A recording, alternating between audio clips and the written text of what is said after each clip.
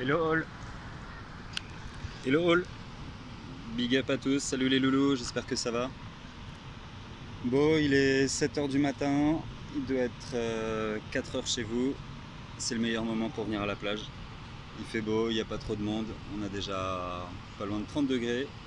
Bienvenue sur la chaîne Nicoco Conseil, j'espère que ça roule. Merci de balancer un petit pouce, c'est sympa pour le soutien et pour le référencement, tout ça. Voilà, moi je vais vous donner mon investissement public du jour. On perd pas de temps, donc c'est le premier match, c'est un match de double féminin. La paire Krejcikova-Siniakova contre Bertens-Vekic. Il fait chaud, ça cogne déjà au thé. Donc Krejcikova-Siniakova, Bertens-Vekic. Donc bah écoutez, d'un côté il faut savoir que d'un côté on a une nouvelle paire. On a la paire Bertens-Vekic qui a fait ses deux premiers matchs ensemble lors du début du tournoi. Donc c'est des matchs qu'elles ont gérés avec sérieux, qu'elles ont passé en 2-7. Voilà, c'est pas parce que deux joueuses sont très performantes en simple qu'elles vont forcément l'être en double. On est sur deux activités de pratique complètement différentes. C'est vrai que là, sur ce format-là, eh bien, j'ai envie de vous dire que la complémentarité, l'expérience et la connaissance de son partenaire est indispensable.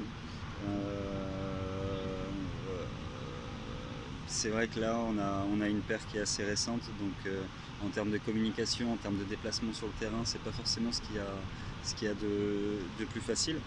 Leurs stats, parce qu'on va s'attacher quand même à leurs stats un petit peu, c'est moyen, c'est une première sur deux pratiquement, elles sont à 50%, et c'est en retour, c'est également 50%. Alors en retour c'est bien, en mise en jeu c'est assez faible. Surtout que Bertens est-elle sur le... Non, Bertens n'est plus sur le circuit. Elle a joué hier soir, elle a perdu contre Muguruza. Donc bon, il se trouve que face à elle, elle va avoir la paire tchèque, Krejcikova-Siniakova, c'est la paire qui joue la Fed Cup. Elles sont habituées du circuit, elles ont énormément de matchs ensemble, elles se connaissent très bien. En plus, ce sont deux amies, quand je vous parlais de complémentarité tout à l'heure. C'est simple, elles ont quasiment tout gagné. Elles ont déjà gagné 3 grands chelems. L'année dernière, elles ont gagné Wimbledon, elles gagnent Roland Garros, elles vont en finale à Miami. Elles gagnent ici de mémoire l'Open Australie il y a 1 an et demi, il y a 2 ans. Je ne sais plus si c'est l'Open Australie ou l'US Open. Voilà, toujours est-il qu'elles ont 3 grands chelems à leur actif. C'est une paire qui est sous-cotée généralement par les bookmakers. C'est une paire qui est très complémentaire, qui se déplace très bien, qui est complète avec Krejcikova au filet qui a une très bonne présence et Siniakova qui elle est beaucoup plus présente en fond de cours. Donc c'est une belle complémentarité entre les deux là. Pour moi il y a clairement un ascendant d'expérience, un ascendant au niveau de l'expérience, au niveau de la connaissance de l'autre et tout simplement en pratique du tennis double qui va en faveur de la paire tchèque. Donc je vais miser ici sur la paire Krejcikova-Siniakova qui gagne le match, qui cote 1,45. Le deuxième match de ce combiné, ça va être Thiem Karlovic. Thiem Karlovic, le vieux Carlo, 40 ans. Compliqué pour lui, on sait que c'est un joueur qui techniquement est très limité, qui a toujours œuvré son tennis sur sa mise en jeu, qui a certainement le plus gros, qui a eu le plus gros service du circuit pendant un moment, qui détient tous les records de mise en jeu.